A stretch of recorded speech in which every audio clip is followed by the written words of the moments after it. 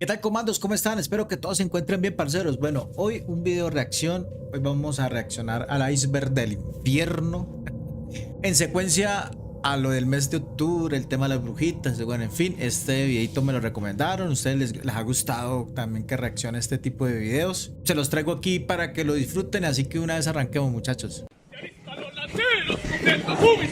¡Ya listan los lanceros cumpliendo su misión! ¡Desde los cielos se ven sombras caer!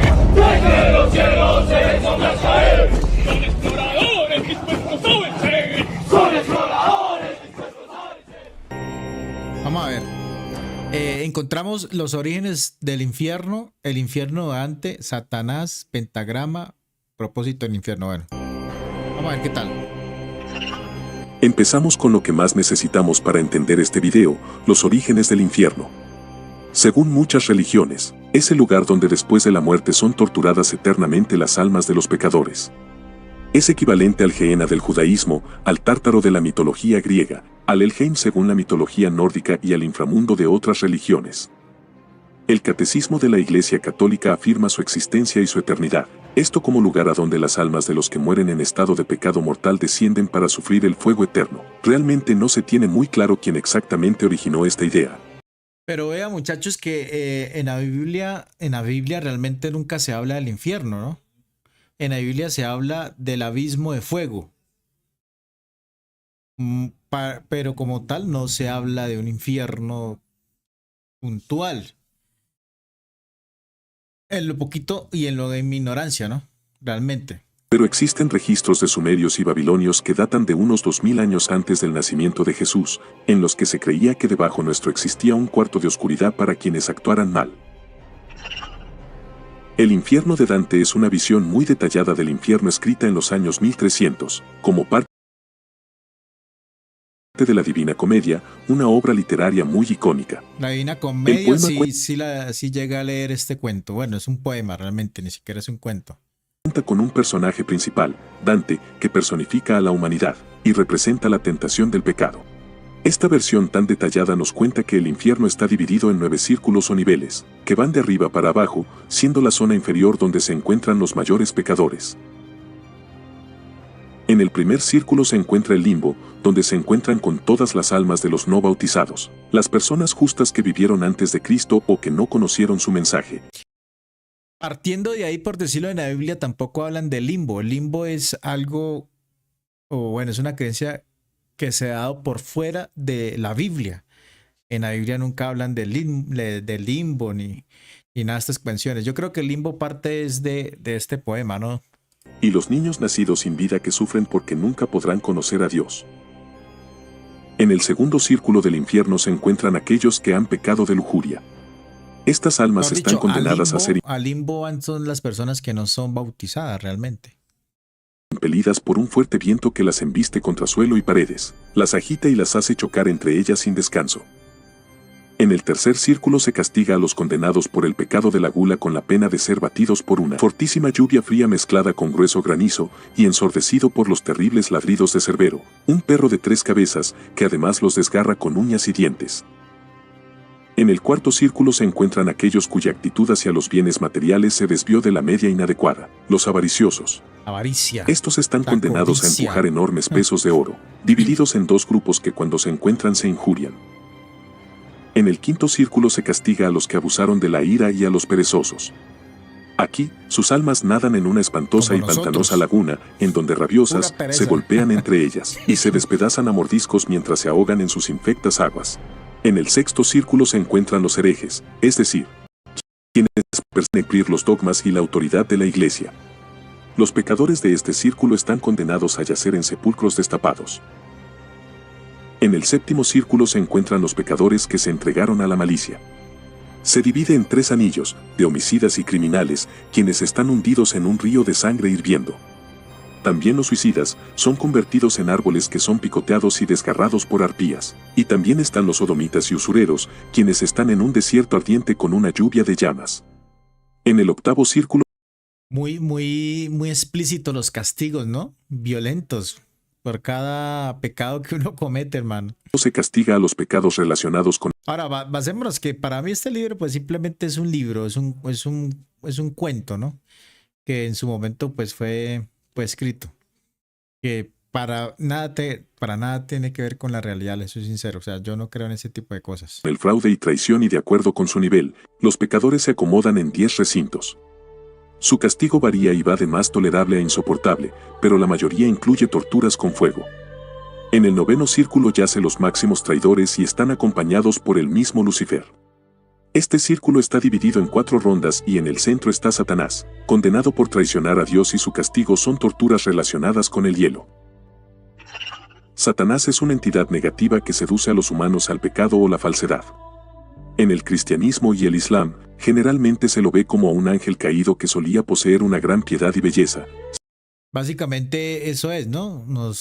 Aquí en la católica nos han dicho que Satanás era un ángel, un querubín, si no estoy mal, que se rebeló contra Dios y lo lanzaron a la tierra, porque nunca hablan del infierno. Sí, lo lanzaron a la tierra. Sin embargo, se terminó rebelando ante Dios, por lo cual fue desterrado al infierno, convirtiéndose En en la el Biblia nunca habla del infierno, dice que fue lanzado a la tierra. gobernante y líder opositor al reino de Dios. En la fe cristiana, Satanás es principalmente un acusador y adversario, una entidad decididamente malévola que posee cualidades malignas. El pentagrama invertido es un símbolo generalmente asociado al satanismo. Una cabra, ¿no? Se ve ahí una cabra, o un goat. El pentagrama ha sido asociado desde tiempos pasados con el misterio y la magia. Este símbolo sin Es que si usted lo pone al revés, creo que es la estrella. Ah, no, mentira, la estrella y trae 6 puntas. Estoy equivocado, estoy equivocado. No he hecho nada, no he hecho nada. duda es el más reconocido por todos los seguidores de la tradición pagana, y es tan antiguo que su origen preciso se desconoce. Ha sido utilizado desde épocas remotas como talismán de protección, pero su utilización masiva y de hecho, su imagen más popular, está vinculada al satanismo. Siempre.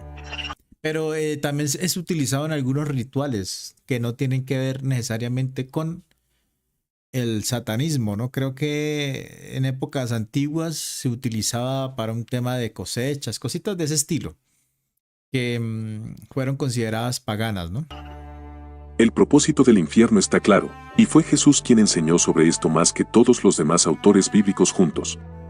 Jesús habla de fuego y castigo eternos como la morada final de los ángeles y seres humanos que han rechazado a Dios, y este castigo muestra cuán infinitamente dependientes somos de Dios para todo.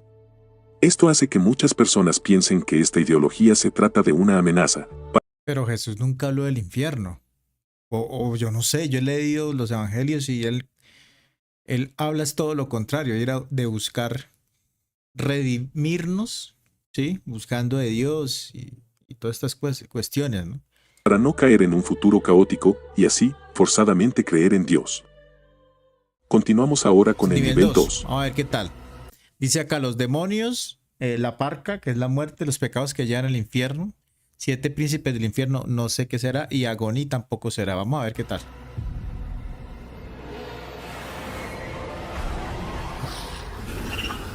Los demonios son un ser sobrenatural descrito como algo que no es humano y usualmente malévolo. Sin embargo, la palabra griega original de estos seres es neutral, y no contiene una connotación necesariamente negativa en sus inicios para los antiguos griegos. Estos son ángeles caídos que desobedecieron y se rebelaron contra Dios. Son los responsables de la mortalidad, crímenes, desastres, guerras, hambre, enfermedades y todo aquello que hace sufrir a la humanidad.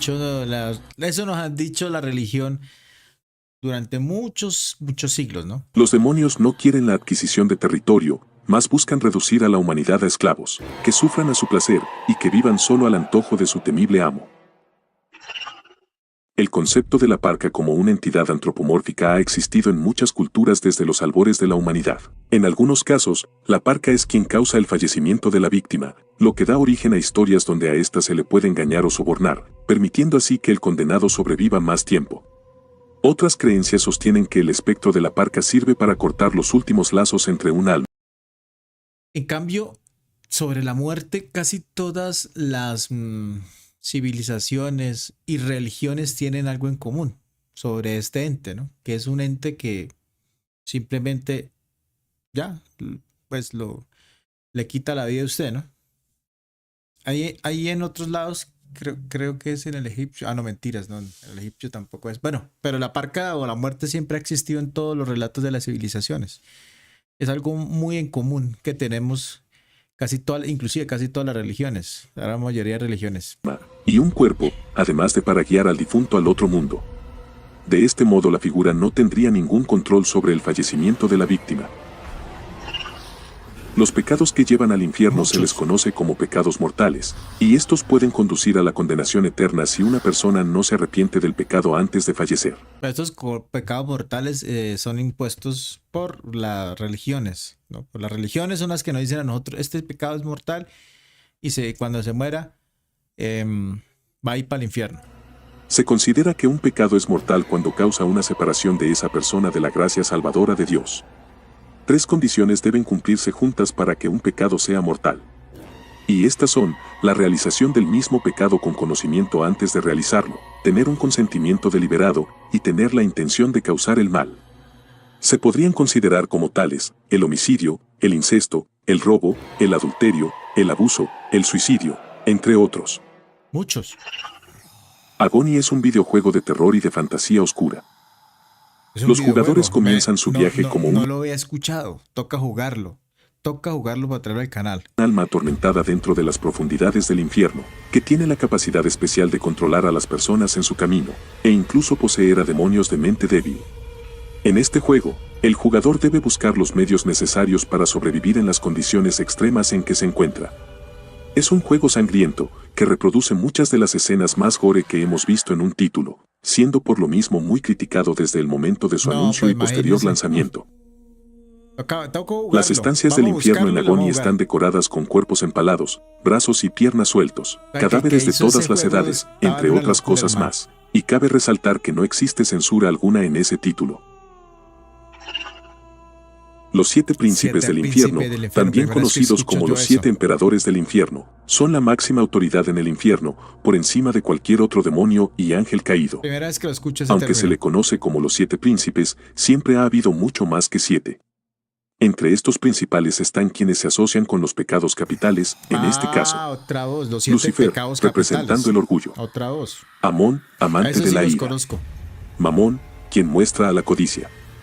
Asmodeo, exponente de la lujuria. Sí los he escuchado. Belcebú, amo de la gula. Sí los he escuchado. Leviatán, príncipe de la gula. Esos nombres y Belfegor, dueño de la pereza. Pero nivel 3. Vamos ahora con el nivel 3. Poco bíblico, según la Biblia, descenso de Cristo al infierno, ubicación y las criaturas. Bueno, poco bíblico, vamos a ver qué. El infierno, de hecho, es muy poco bíblico. Muy pocas de... Es que en el infierno, a ver, en la Biblia nunca nos describen el infierno como nosotros nos lo han dicho, ¿sí? Como un lugar donde usted lo tiran, allá no. El infierno es como tal el castigo o cosas de ese estilo, pero en la Biblia nunca hablan del infierno como tal. Lo más parecido al infierno que hablan de la Biblia es cuando en el Apocalipsis, cuando la bestia es arrojada al agua de fuego, ¿sí? Pero el resto como tal, así específicamente, no nos habla. Creo que inclusive el infierno que nosotros relacionamos es al de Dante, el que hablamos de ahorita al principio. Ese es el infierno que nosotros relacionamos o que tenemos metido ahí en nuestro inconsciente, pero como tal la Biblia muy poco. Estas ideas son de la Biblia, ya que en la misma se refiere muy poco al infierno y su fuego, Así es. Pero muchos de los detalles son de Dante y han sido extraídos de los mitos griegos y romanos. Ahí está. En los tiempos modernos, los cristianos se han vuelto cada vez más escépticos con respecto al infierno. Yo realmente no creo. Hay 622 versos en la Biblia que mencionan el cielo y 15 que mencionan el infierno. El infierno, según la Biblia, es muy censurado realmente, ya que normalmente se le menciona como fuego o castigo. Ya, eso es Al todo. final, la justicia de Dios prevalecerá para castigar a los malvados y consolar a los creyentes perseguidos. Ese es el La infierno en la enseñanza Biblia. bíblica es sencilla. El infierno es eterno y el sufrimiento de los perdidos en el infierno no tendrá fin.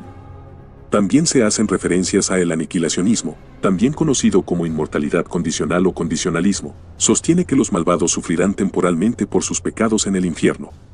Cuando hayan pagado su deuda, Dios los exterminará y no existirán más.